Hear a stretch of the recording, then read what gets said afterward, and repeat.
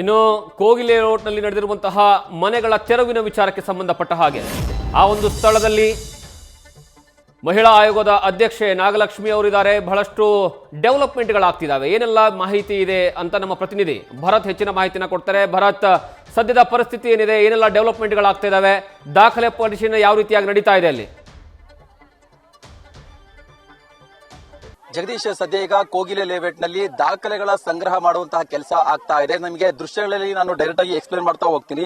ಈಗ ಜಿಬಿಎ ಜೊತೆಗೆ ತಹಸೀಲ್ದಾರ್ ಕಚೇರಿಯಿಂದ 5 ತಂಡಗಳಾಗಿ ನಿಯೋಜನೆ ಮಾಡಿದ್ದಾರೆ. ಪ್ರತಿ ತಂಡದಲ್ಲೂ ಕೂಡ ಒಂದಿಷ್ಟು ಸದಸ್ಯರನ್ನ ನೇಮಕ ಮಾಡಿ ಅವರ ಬಳಿ ಮಾಹಿತಿಯನ್ನ ಕಲೆ ಹಾಕುವಂತಹ ಕೆಲಸವನ್ನ ಮಾಡ್ತಾ ಇದ್ದಾರೆ. ನೀವು ಗಮನಿಸ್ತಾ ಇರಬಹುದು, ಮನೆಗಳನ್ನ ತೆರವು ಮಾಡಿರುವಂತಹ ಜಾಗದಲ್ಲಿ ಖುದ್ದು ಆ ತಂಡಗಳಾಗಿ ಏನ್ ನಿಯೋಜನೆ ಮಾಡಿದ್ದಾರೆ, ಈ ತಂಡದಿಂದ ಸಿಬ್ಬಂದಿಗಳು ಮಾಹಿತಿಯನ್ನ ಕಲೆ ಹಾಕ್ತಾ ಇದ್ದಾರೆ. ಅಂದ್ರೆ ಯಾವ್ಯಾವ ಮನೆಗಳನ್ನ ಡೆಮಾಲಿಷ್ ಮಾಡಿದ್ದಾರೆ, ಯಾವ ಮನೆಯ ಮಾಲೀಕರು ಅನ್ನೋದ್ರ ಬಗ್ಗೆ ಒಂದು ಲಿಸ್ಟ್ ಅನ್ನ ಸಿಬ್ಬಂದಿಗಳು ಇಟ್ಕೊಂಡಿದ್ದಾರೆ. ಆ ಸಿಬ್ಬಂದಿ ಇಟ್ಕೊಂಡಿರುವಂತಹ ಲಿಸ್ಟ್ ಜೊತೆಗೆ ಮನೆಯ ಮಾಲೀಕರ ಬಳಿ ಯಾವೆಲ್ಲ ದಾಖಲೆಗಳು ಇದೆ ಅನ್ನೋದನ್ನ ಪರಿಶೀಲನೆ ಮಾಡ್ತಾ ಇದ್ದಾರೆ. ಲೈಕ್ ಈಗ ಆಧಾರ್ ಕಾರ್ಡ್ ನ ಪಡಿತಾ ಇದ್ದಾರೆ, ವೋಟರ್ ಐಡಿ ಕಾರ್ಡ್ ಪಡಿತಾ ಇದ್ದಾರೆ, ರೇಷನ್ ಕಾರ್ಡ್ ಇದ್ರೆ ರೇಷನ್ ಕಾರ್ಡ್ ನ ಪಡಿತಾ ಇದ್ದಾರೆ. ಜೊತೆಗೆ ತಾತ್ಕಾಲಿಕವಾಗಿ ಹಕ್ಕುಪತ್ರ ಕೊಟ್ಟಿದ್ದಾರೆ ಅಂತ ಏನು ಹೇಳಿದ್ರು ಅದನ್ನು ಕೂಡ ಪರಿಶೀಲನೆ ಮಾಡ್ತಾ ಇದ್ದಾರೆ. ಕೇವಲ ಪರಿಶೀಲನೆ ಮಾಡೋದು ಅಂತ ಹೇಳಿದ್ರೆ ಸಂಗ್ರಹ ಮಾಡಿ ನೋಟ್ ಮಾಡ್ಕೊಂಡು ಹೋಗ್ತಾ ಇಲ್ಲ. ಸೊ ಅಲ್ಲಿ ಕ್ರಾಸ್ ವೆರಿಫಿಕೇಶನ್ ಕೂಡ ಮಾಡ್ತಾ ಇದ್ದಾರೆ. ಅಂದ್ರೆ ಕ್ರಾಸ್ ಕ್ವಶನ್ಸ್ ಕೂಡ ಕೇಳ್ತಾ ಇದ್ದಾರೆ. ಅಂದ್ರೆ ಎಷ್ಟು ವರ್ಷದಿಂದ ನೀವು ಇಲ್ಲಿ ನೆಲೆಸಿದ್ದೀರಾ, ಹೇಗೆ ಈ ಆಧಾರ್ ಕಾರ್ಡ್ ನ ಮಾಡಿಸ್ಕೊಂಡ್ರಿ, ಹೇಗೆ ಆ ರೇಷನ್ ಕಾರ್ಡ್ ಅನ್ನ ಮಾಡಿಸ್ಕೊಂಡ್ರಿ, ಹೇಗೆ ಈ ತಾತ್ಕಾಲಿಕ ಪತ್ರವನ್ನ ನೀವು ಪಡೆದುಕೊಂಡ್ರಿ, ಜೊತೆಗೆ ಇದನ್ನ ಪಡೆದುಕೊಳ್ಳೋದಕ್ಕೋಸ್ಕರ ಏನಾದ್ರು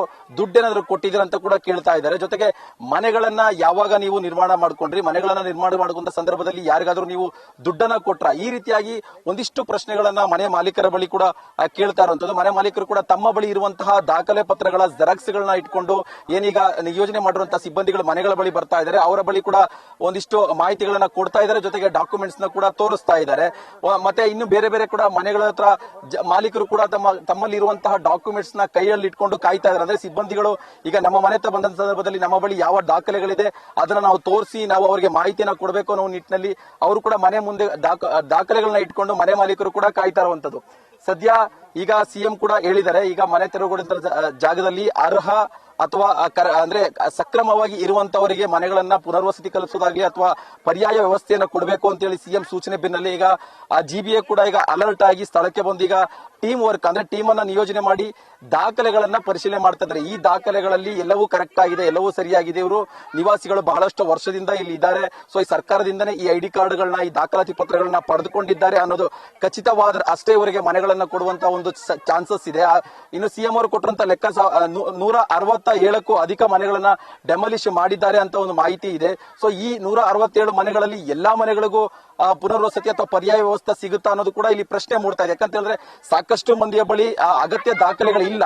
ಅಗತ್ಯ ದಾಖಲೆಗಳಿದ್ರು ಕೂಡ ಅದಕ್ಕೆ ಕ್ರಾಸ್ ವೆರಿಫಿಕೇಶನ್ ಮಾಡ್ತಾರಂತ ಸಂದರ್ಭದಲ್ಲಿ ಅವ್ರು ಕೊಡ್ತಾರಂತಹ ಉತ್ತರಗಳು ಕೂಡ ಒಂದಿಷ್ಟು ಗೊಂದಲವನ್ನ ಉಂಟು ಮಾಡ್ತಾ ಇದೆ. ಅಂದ್ರೆ ಒಬ್ಬೊಬ್ಬರು ಒಂದೊಂದು ರೀತಿಯಾದ ಮಾಹಿತಿಗಳನ್ನ ಸಿಬ್ಬಂದಿಗಳ ಬಳಿ ಕೊಡ್ತಾ ಇರುವಂತದ್ದು. ಅಂತ ಹೇಳಿದ್ರೆ ಒಬ್ಬರು 5 ವರ್ಷದಿಂದ ಇದೀವಿ ಅಂತಂದ್ರೆ ಮತ್ತೊಬ್ಬರು 30 ವರ್ಷದಿಂದ ಇದೀವಿ ಅಂತ ಹೇಳಿ ಮಾಹಿತಿಯನ್ನು ಕೂಡ ಕೊಡ್ತಾ ಇದ್ದಾರೆ. ಸೊ ಹಾಗಾಗಿ ಒಂದಿಷ್ಟು ಗೊಂದಲದ ಹೇಳಿಕೆಗಳು ಕೂಡ ಬರ್ತಾ ಇದೆ. ಒಂದಿಷ್ಟು ಡಾಕ್ಯುಮೆಂಟ್ಸ್ ನ ವೆರಿಫಿಕೇಶನ್ ಮಾಡುವಂತ ಒಂದು ಕೆಲಸವನ್ನು ಕೂಡ ಈಗ ಸಿಬ್ಬಂದಿಗಳು ಮಾಡ್ತಾ ಇದ್ದಾರೆ.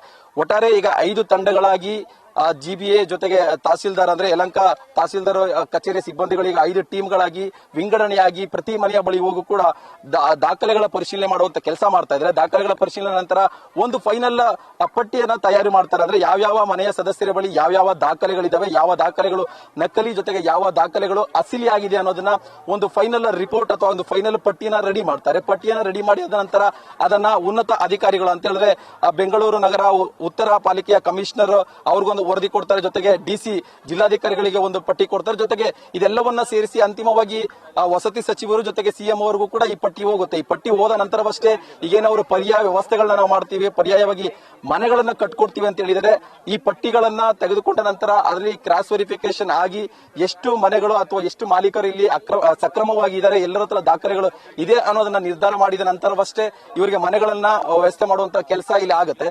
ಸದ್ಯಕ್ಕೆ 5 ತಂಡಗಳಾಗಿ ವಿಂಗಡಣೆಯಾಗಿ ದಾಖಲೆಗಳ ಪರಿಶೀಲನೆಗೆ ಪ್ರಕ್ರಿಯೆಯಲ್ಲಿ ಈಗ ಪ್ರವೃತ್ತಿ ಆಗಿರುವಂತದ್ದು ಜಗದೀಶ್.